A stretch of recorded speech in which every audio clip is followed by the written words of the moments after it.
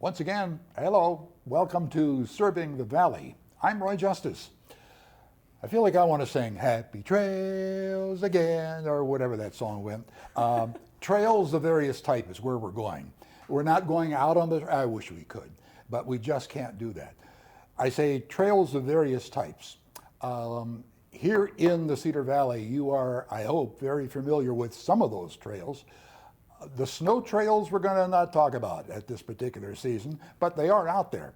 But the paved to water are some of the trails we'll be experiencing. We've got some help doing that because you don't want to listen to me and as I pedal along.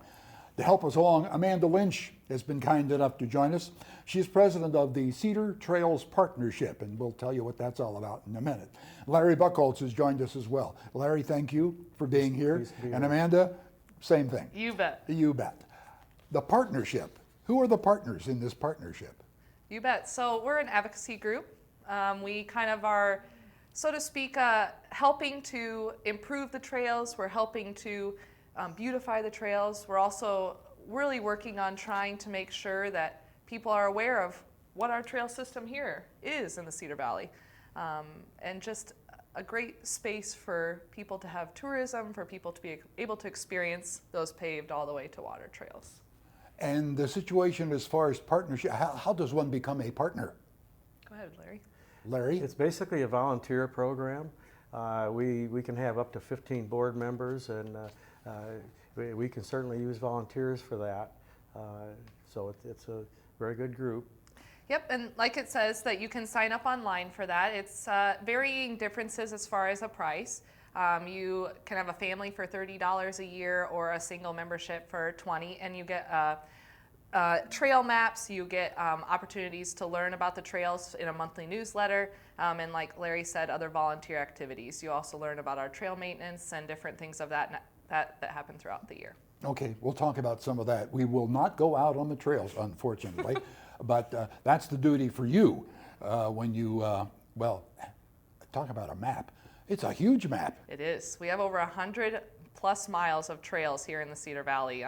Not only those soft trails, paved trails, water trails, and I know we weren't talking about snow, but in the wintertime, we have some opportunities for snowshoeing and other trails, cross-country trails, and that sort of thing. So 100 plus miles, so it's a lot. It's a big area.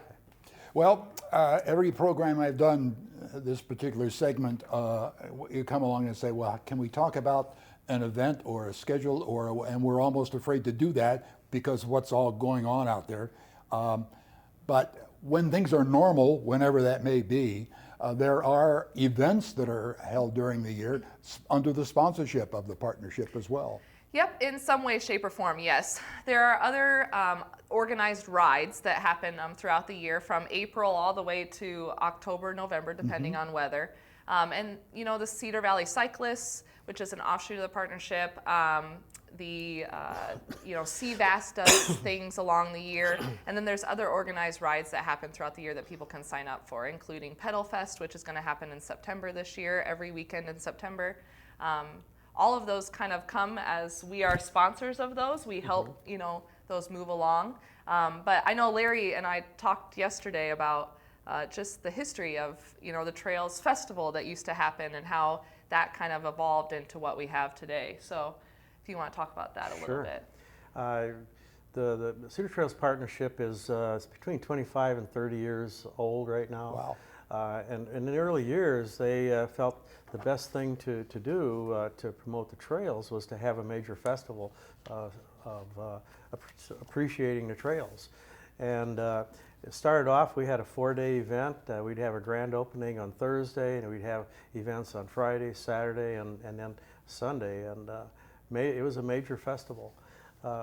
It went for about 19 years, and about 5 or 6 years ago was our last one. And we were planning our 20th, and we got to the point where we were short of volunteers, and it was going to be a real strain, as many events like that are. And we just started thinking, you know, there are a number of other events that are going on in the community regarding the trails, and whether it's walking, hiking, 5K walks or anything like that. And we thought, you know, there's so many of, we planted the seed, and now there are other groups that are picking up on it and really utilizing the trails. So we haven't done we did not do the Trails Festival for that 20th season, but we've been very pleased with how everything else has evolved. There are trail events going on almost every weekend during the summer and spring, fall, and even during the winter at times. What is so nice about, one of the things that's extra nice about being out on the trails is being out on the trails. Yes. I mean, you are outside. You're not confined to a limited amount of space. And when you talk about the trails, I said how big the map must be. We use the trails. We use the trails several times a week, and not just here, but all across the state of Iowa. Very fortunate to have in this particular location the trails that are connected together. Yes. You don't have to portage, so to speak, with your bicycle. We have, I know there's over 110 miles of trails now, between 110 and 120 miles in the metro area, paved trails in Black Hawk County, basically. We have one of the premier trail systems in the country, in Iowa as well as the country. It's very unique in that we have loops that if somebody wants to walk, it can be 1 mile, it can be 5 miles, it can be 30 miles. We have loops of every size. We've had people that come into the community, tourists that come in to use the trails for a weekend, and they'll ride all the trails and never ride the same trail twice. Yes. So it's pretty amazing what we have here, and it's something that people really need to appreciate. Well, others in other parts of the country will soon be able to link up on that and appreciate it almost coast to coast. Yes. Talk about that. So the Great American Rail Trail just came out, gosh, maybe a few months ago. And we have been so fortunate that it actually is going to come through Black Hawk County and through our trail system. As you can see on the map, there are about 3,700 miles of trails. It is putting together 145 plus rail trails or railroad systems throughout the country, but it goes from West Coast to East Coast. And it's a great touristic opportunity for us to be able to have this come through our area. And a lot of our trails are old railroad trails. I remember as a kid, the Riverside Trail, which runs in Cedar Falls, we used to ride with my mom and my brother. And I remember when that trail was being completed, there was a portion of it that still had the railroad going to CFU. Oh. And we got to the end, and well, my brother and I, my mom, walked our bikes on that trail, and I'm so thankful it's done now with the nice big hill up to Pfeiffer Park to go over the pedestrian bridge. But it's really neat that we have these big loops, and we have different opportunities for all ages, all abilities to be able to use the trail. But yes, the Great American Rail Trail is going to be an excellent addition to our opportunities here in the Cedar Valley. Terrific. Because my wife and I are tired of going here to Hudson. Yes, Hudson to Waterloo. Right. Waterloo to Right, we got the loops. We got the loops. So that's great. Not at all times are all parts of the trail, unfortunately, open, because Mother Nature has its way from time to time. Yep. And I don't want to get into actual dates and so forth, because this program will be seen at various times later in the year. Right. But there are some recent improvements that are just about ready to wrap up. Yep. And there was a little problem down by LaPorte City. Yep. Do you want to talk about the bridge, and then Sure. I'll talk about George Wythe? The Cedar Valley Nature Trail is that's a major. It's a major trail nationally, and that was part of the reason why we've been included in the major national trail that's coming through the area. It's an abandoned railroad line between Waterloo, Evansdale, and Cedar Rapids. There are a number of bridges on it, and over a period of time, those bridges really deteriorate and are not in good shape.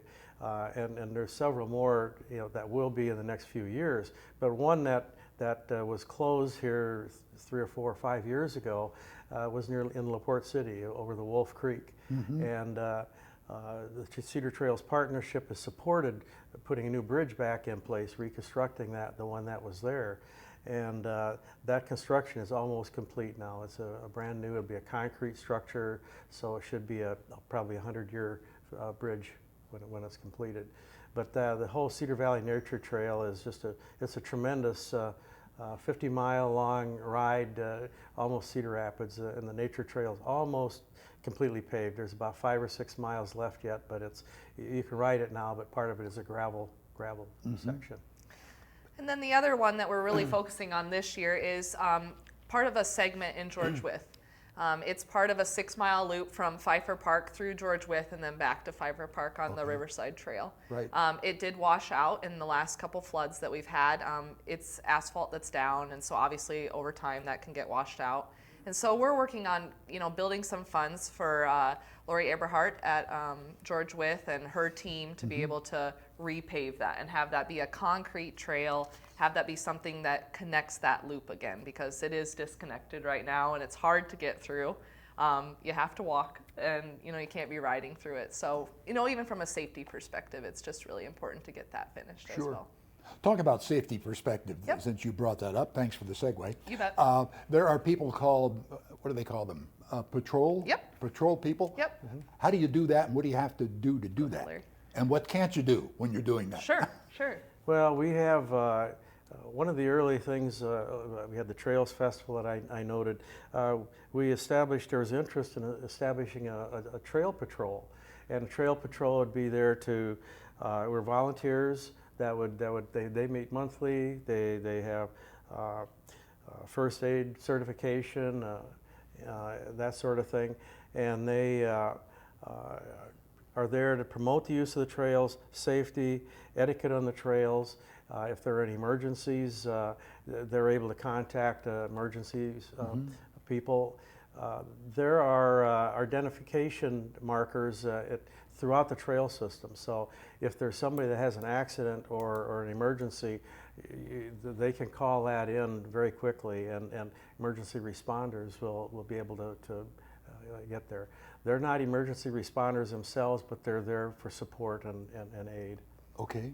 And then there's another category called ambassadors. Yep, so that would be kind of along our lines as far as trail ambassadors upon the board. And I would say even the Trail Patrol in general, it's to help aid in anything that happens along the trails or just give general information. We had a really big signage project over the last couple of years that was amazing as far as being able to note where things were, how long was it going to take you on a bicycle to get to here or there, what is the mileage of certain trails.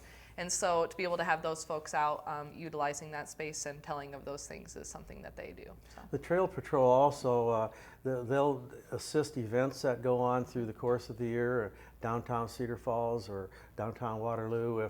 If the organization's Community Main Street is an example, if they have an event coming and they'd like to have some people to help control that, the Trail Patrol is available to assist.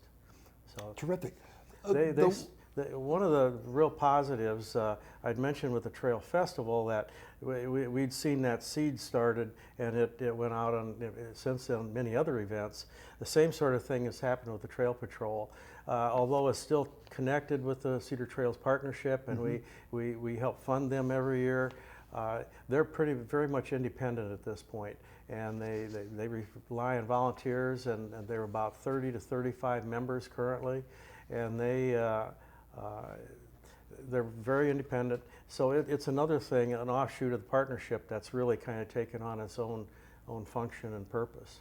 So we're really pleased with some of the things that have kind of shot off from the partnership.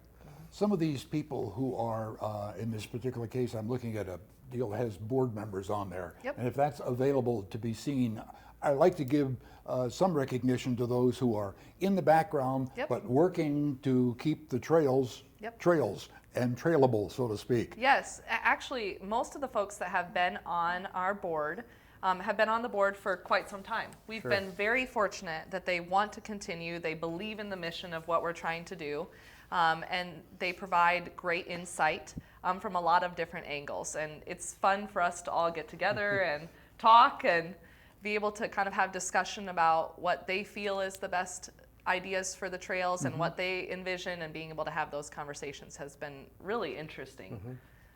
Well, Amanda, you brought it up early in our discussions, and that is the dollars.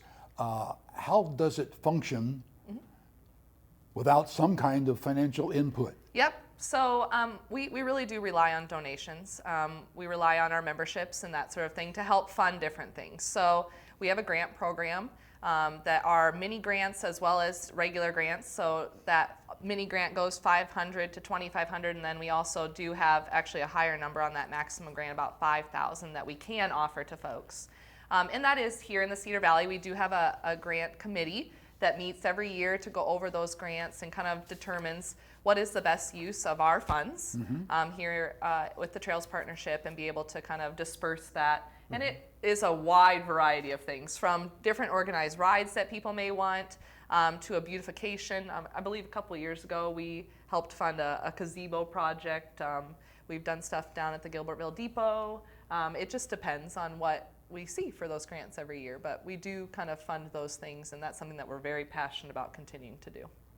One of the things that people that may be new to the area are looking, how do you get out on that little trail thing and not get lost? Sure. So we do have those trail maps. They are located throughout the Cedar Valley. One place in particular we know that you will be able to find them is at the Visitors Bureau off of Hudson Road. But it really is an all-encompassing. It shows our water trails, our soft trails. I believe, if I'm not mistaken, it does have some kind of snow trails in it that you can see throughout the year. I know that they're continuing to work on that. But it's a large map. I mean, it's a big map.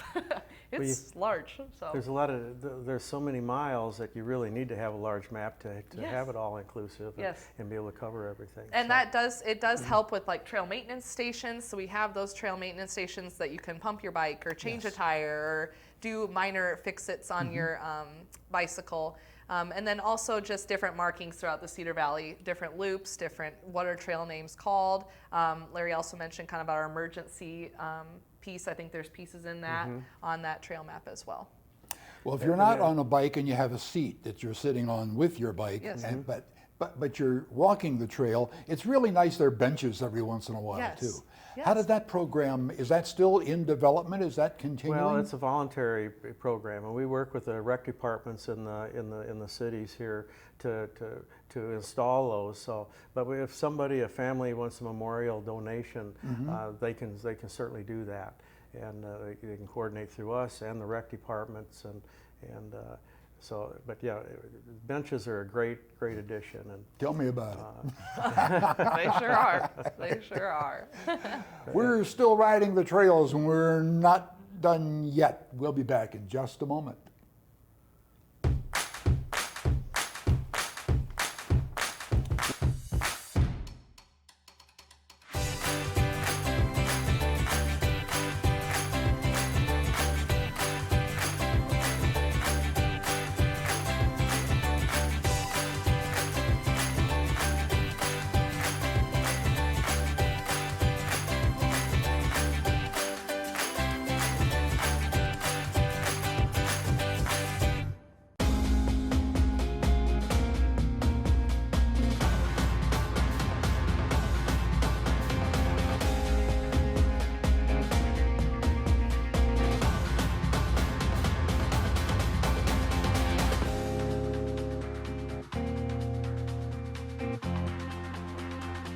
We connect here.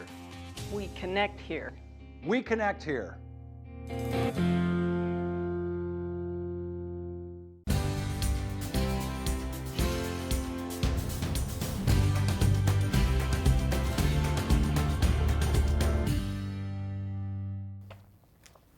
Welcome back. You've missed a whole lot of discussion, but I guess we'll wind it back and pick it up again. We're taking a ride on the trails, and you're welcome to come along with us. One clarification, you're not a bike club. There are bike clubs, but this organization is not a bike club. that's correct. Okay, explain that a little bit. There's a difference. Well, we're and it was very clear from the onset of the Cedar Trails Partnership.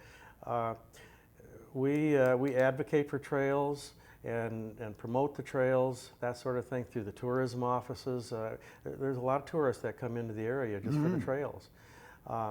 But we've evolved over the years from having the Trails Festival, where we actually put the festival on, to the point where we support trail events and trail festivals, that sort of thing. We have established an endowment fund that we hope will be able to help with maintenance of the trails down the line here through the Northeast Iowa Community Foundation. Currently we have about $75,000, $80,000 in that, and we'd like that to grow substantially. So we rely on volunteer donations for that. We also we act as kind of a holding group for many projects. We have Friends of George Wythe, that if they have funds that are donated for maintenance there, we're able to hold those funds, and then they can utilize those as needed. I mentioned the Cedar Valley Nature Trail.